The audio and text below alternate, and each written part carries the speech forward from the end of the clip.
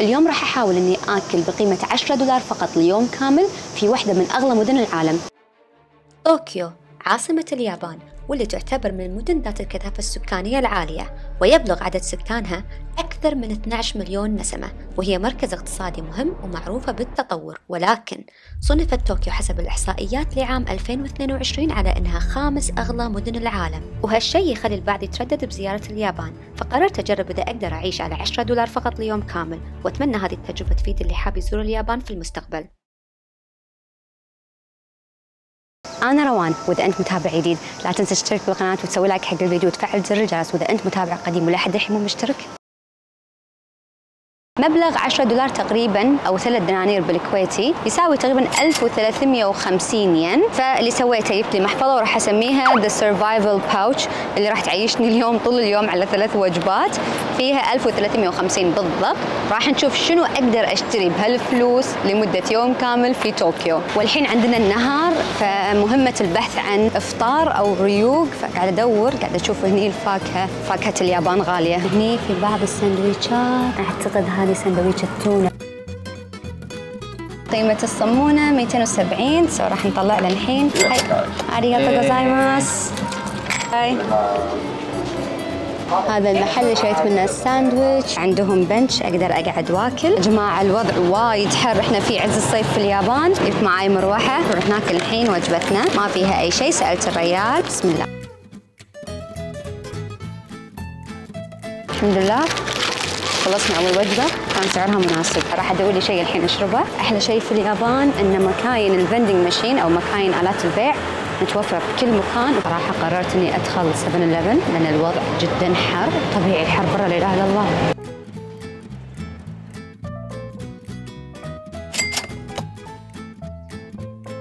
هذا عبارة عن روستد جرين تي، من المشروبات المفضلة بالنسبة لي في اليابان. فعلا احسه منعش، مع الحر لازم نشرب وايد. التنقل في اليابان باستخدام القطارات جدا سهل. في البداية ممكن تضيع بين المحطات، لكن بعد 2 أو 3 راح تلقى نفسك تعودت عليهم. واستخدام القطار أفضل وأرخص وأحيانا أسرع بوايد من التاكسي، فحاولوا تتجنبون التاكسي بقدر المستطاع. الناس هني يصفون طابور على كل شيء، حتى حق الاسكليتر صافين طابور.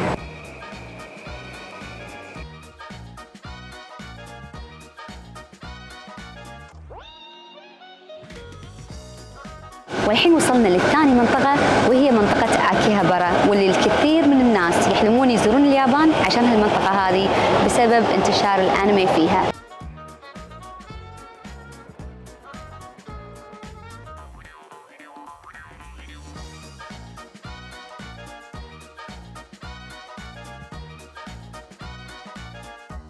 لكن المنطقة هذه مو بس مشهورة بالأنمي، مشهورة أيضا في محلات الأجهزة الإلكترونية، ولهذا السبب سموا المنطقة هذه بالمدينة الكهربائية.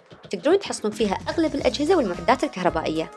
الحين بما أن الساعة 2 الظهر تقريبا أو 2:15، راح أروح حق المطعم الثاني. قررت آكل في واحد من سلسلة المطاعم المشهورة في اليابان، اسم المطعم هاما سوشي، وهالنوعية من المطاعم تقدم سوشي لذيذ بسعر جدا مناسب. الخدمة في هذا المطعم خدمة ذاتية، تطلب عن طريق الآيباد ويوصل لك الأكل عن طريق الحزام اللي قدام الطاولة، وطبعا المنيو متوفر باللغة الإنجليزية.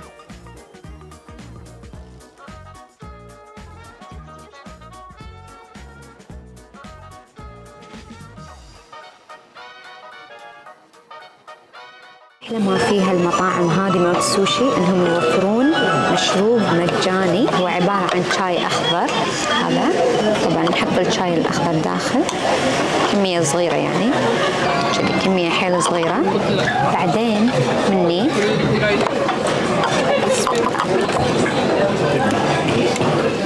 بس ديروا بالكم الماي حيل حار، وهذا ترى سبب من الأسباب ليش اليابانيين أضعاف، لأنهم لما يجون المطاعم غالبا المطاعم توفر مشروب مجاني مثل الماي أو شاي أخضر، فغالبا الناس تتجنب شراء مشروبات غازية أو أي مشروبات ثانية تسمم خلينا نقول، عشان كذي دائما يلجؤون حق الشاي الأخضر والماي.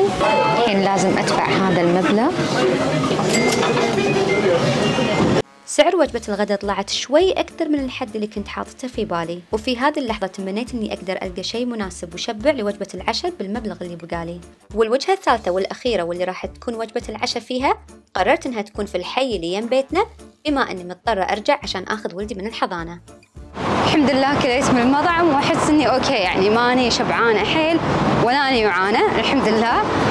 والحين طبعا راح ننطر للعشاء، ان شاء الله معدتي تتحمل للعشاء، وحق العشاء يكون باقي لي 485 ين. والحين عندنا الوقت تقريبا الساعه 53 العصر. وفي هذا الوقت خذيت ولدي من الحضانة ورجعت للبيت عشان شوي أريح، وبعدها أطلع عشان الوجبة الأخيرة وهي وجبة العشاء.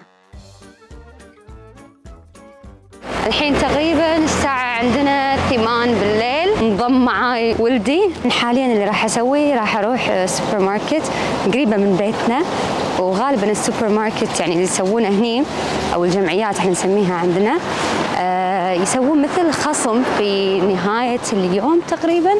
فبروح أشوف الحين إذا السوبر ماركت شغالة أصلا، ما أدري إذا فاتحين. راح أشوف شنو عندهم، شنو يبيعون. هم غالبا يبيعون وجبات جاهزة، بنشوف شنو نقدر نحصل من السوبر ماركت. طبعا بهذه المرحلة أنا تبقى عندي 485 ين بالضبط، فخلينا نشوف يمكن بعد نقدر نحصل شيء أقل من المبلغ اللي باقي لي.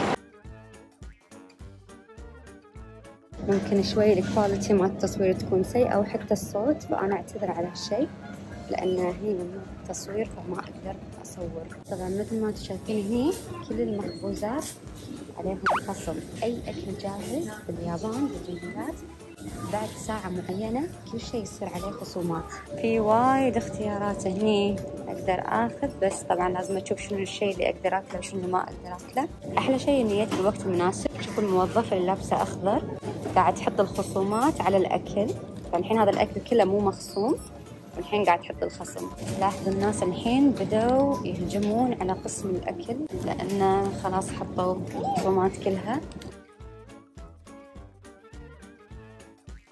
لو قررت أخذ لي هذه ما فيها شيء، عبارة عن يكسوبة، ما فيها أي شيء يعني منتجات ما نقدر ناكلها، وسعرها 93 رخيصة. ممكن أخذ لي شيء من المخبوزات، هم أغلبهم عليهم خصومات، ما أنا عارفة صراحة محتارة. ممكن أجرب هذه وايد طرية. آخر شيء هذا 68. ولله الحمد قدرت أحصل وجبة عشاء مشبعة بالمبلغ اللي باقي لي وأقل. قد تكون الكمية اللي كليتها ما تناسب الغير، ولكن حاولت بقدر المستطاع أني أنقل لكم تجربة ممكن تساهم في إعطاء فكرة عامة عن أسعار الوجبات للمسافر. المطاعم الغالية أكيد موجودة وبكثرة في اليابان، ولكن هذا ما يعني أن كل المطاعم في اليابان أسعارها مرتفعة. الحمد لله. فيديو اليوم موجه للمشاهد اللي حاب يزور اليابان وسمع بكثرة أن اليابان جدا غالية والأكل فيها صعب، وحاولت أني آكل ب3 أماكن مختلفة ومتنوعة: مطعم صغير محلي أو كشك للفطور، مطعم من أحد سلسلة المطاعم الشهيرة في اليابان للغداء، وآخر شيء السوبر ماركت واللي يعتبر أرخص من البقالات حق وجبة العشاء. وبنهاية الفيديو أتمنى أنه كان مفيد لكم.